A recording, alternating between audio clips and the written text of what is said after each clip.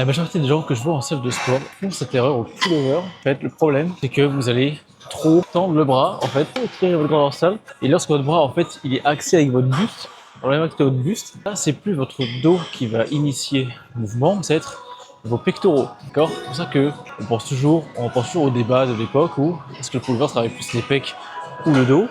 En fonction de là où est la résistance, ça va jouer en fait sur quel muscle va initier le mouvement, quel muscle va prendre le plus de stimulus.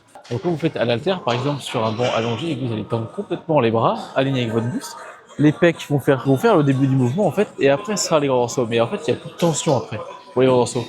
Alors que si vous le faites à la poulie, comme là par exemple, lorsque vous êtes le bras ici, ça va être vos grands morceaux qui vont faire initier le mouvement.